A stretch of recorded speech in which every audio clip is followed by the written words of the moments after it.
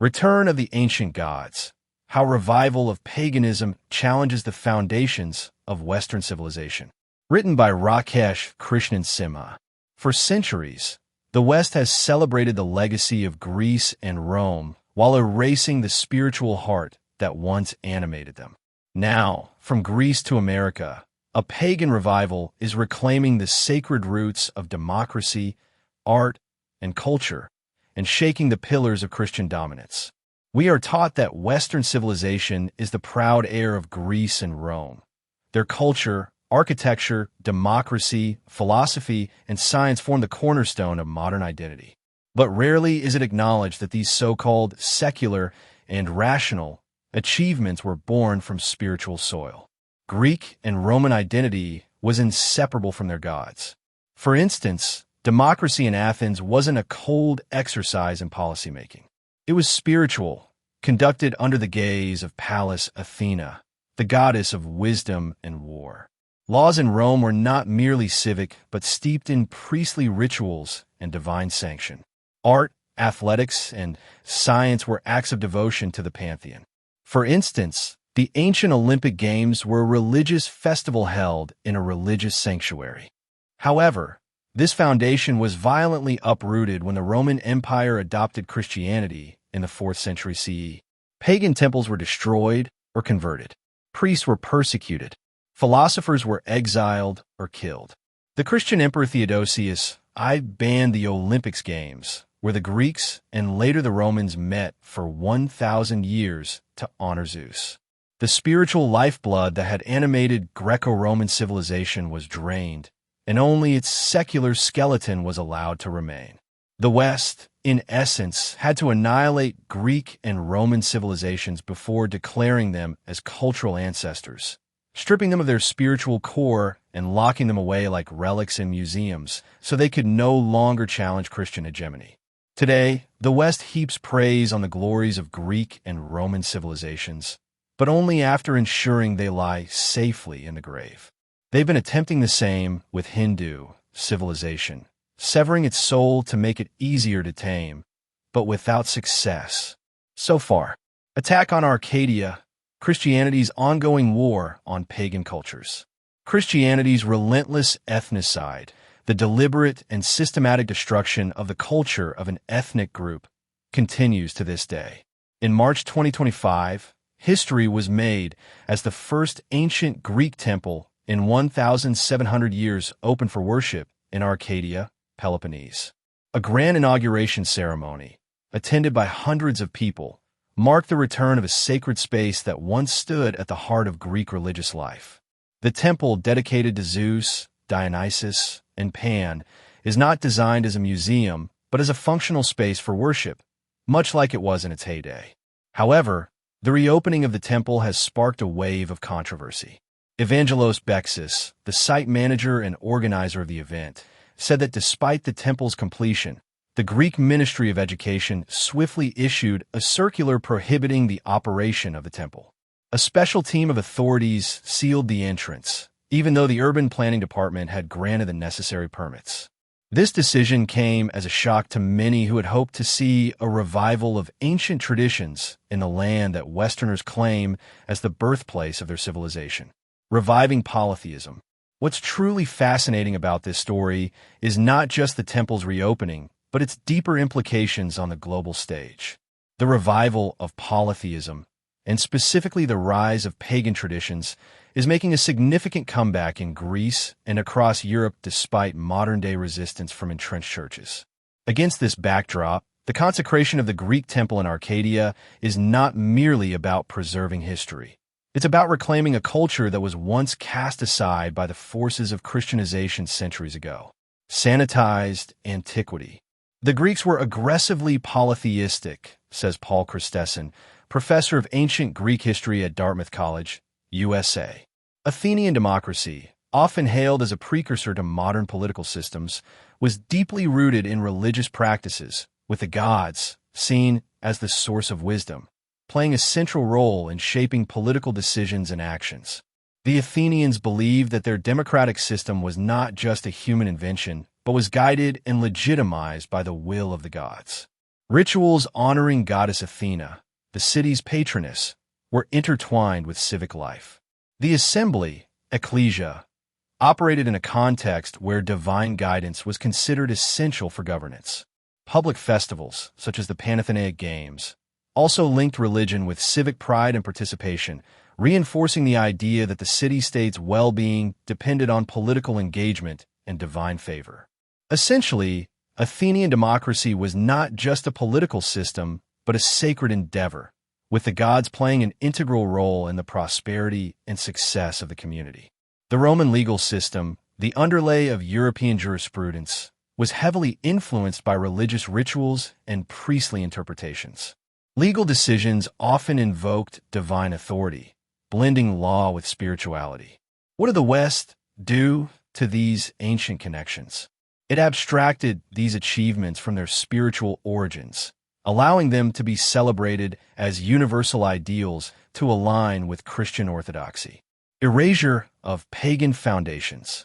A pivotal moment in the history of Western civilization came with the Roman Empire's adoption of Christianity under Emperor Constantine in 313 CE. This shift marked the beginning of a systematic effort to marginalize and suppress pagan practices. Early Christians, in their quest to establish doctrinal supremacy, viewed paganism as a direct challenge to the truth of Christianity. Temples that once stood as monuments to polytheism were repurposed or destroyed, festivals were banned, and pagan philosophers were ostracized. The gods of ancient civilizations were relegated to the status of myths and relics, and their power was marginalized. In their place, the Christian faith, with its singular, monotheistic, and genocidal God, became the dominant narrative. For centuries, this narrative reigned unquestioned, especially as Western society built its identity on the accomplishments of those ancient pagan cultures. Greek author Evangelos G. Valianatos explains in his iconic book, The Passion of the Greeks, how Christianity changed Greece. The Christians made the whole country a cemetery, which quite unintentionally preserved the aftermath of their plunder and genocide of the Greeks and Hellenic civilization. He adds, the products of Christian culture, the Bible, the liturgy, the miracles of Jesus and the saints, the dogmas of sin, paradise, and hell, the icons of the religious hierarchy, come from a world that has nothing to do with the Parthenon and the philosophy and piety of the Greeks. New York-based historian Angelo Nazios trashes the prevailing notion that paganism died a natural death, after which the Roman and Greek civilizations seamlessly segued into the West. He says it was Christian terrorism that destroyed Greece and Rome. What happened to the pagans, the people who followed their ancestral religions, was nothing short of an ethnocide/genocide. With state support, Christianity sought to eliminate its opposition through any means necessary. Christian leaders hated Greeks and believed the empire had to be purged clean of their false religion and culture.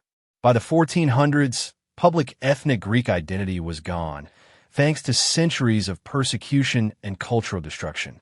Says Nazios, what the people had become were Roman Christians.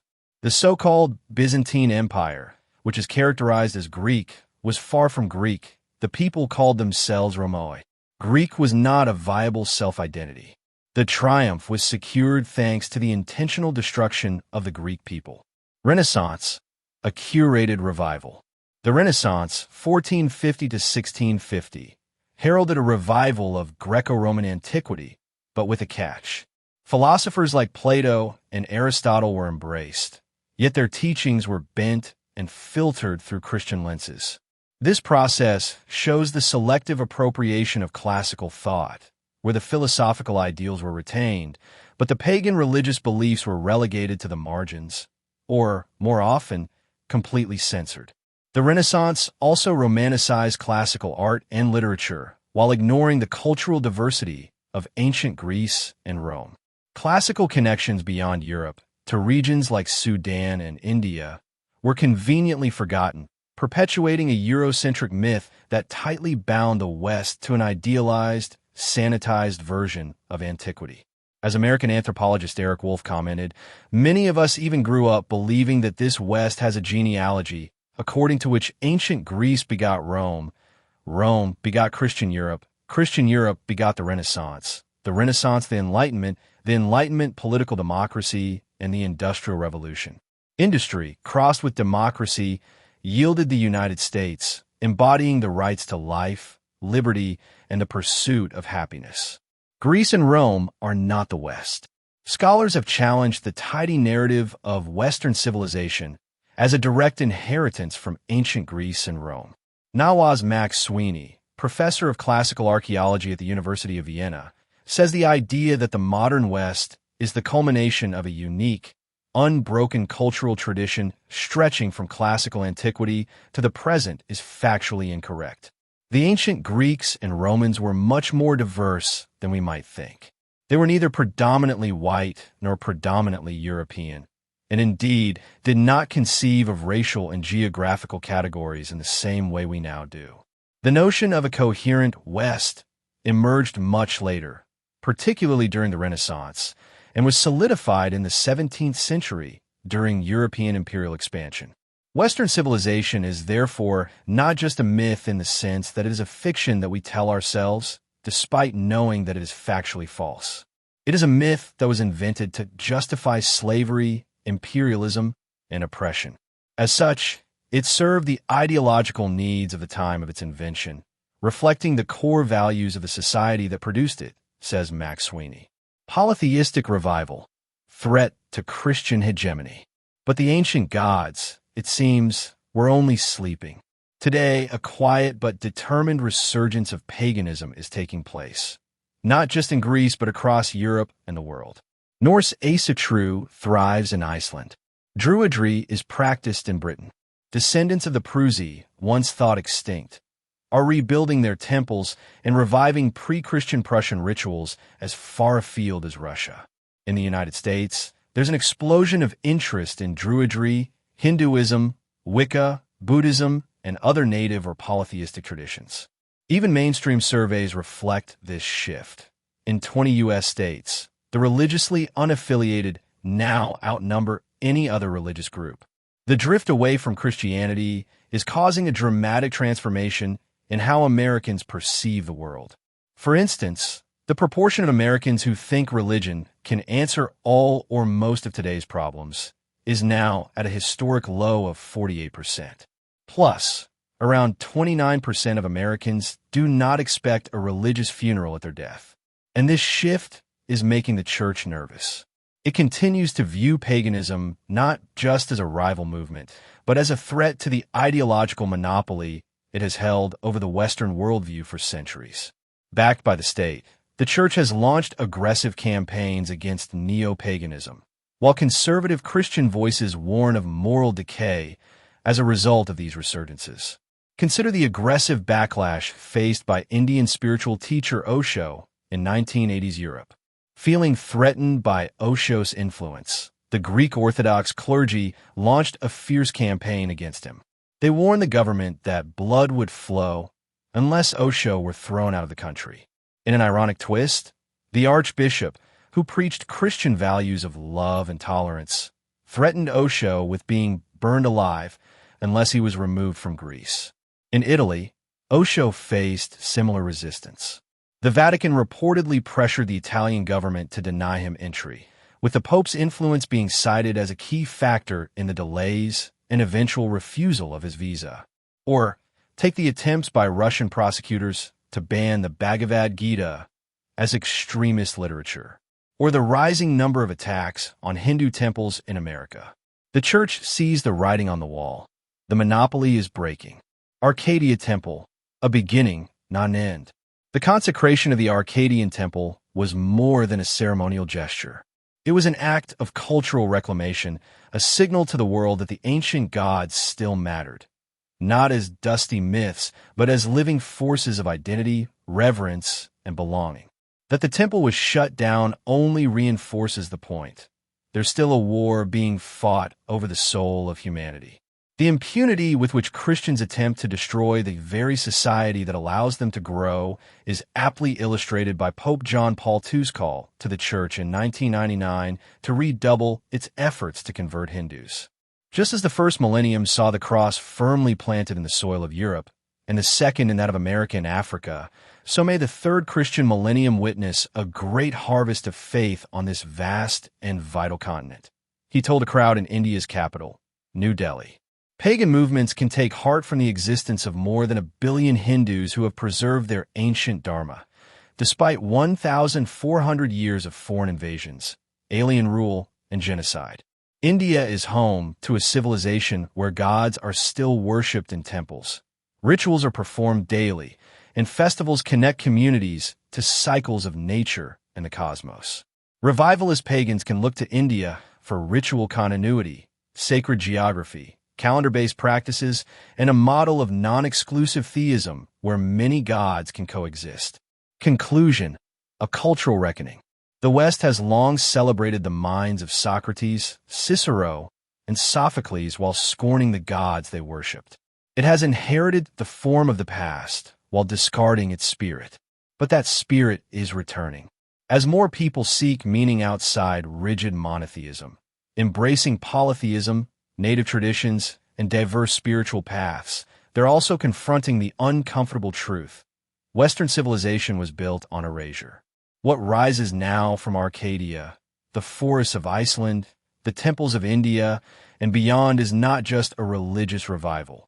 It is a cultural reckoning, and perhaps a chance to finally heal the ancient wounds that birthed the modern world. The ancient gods were never dead, just waiting. And maybe, just maybe, they're ready to be revered again.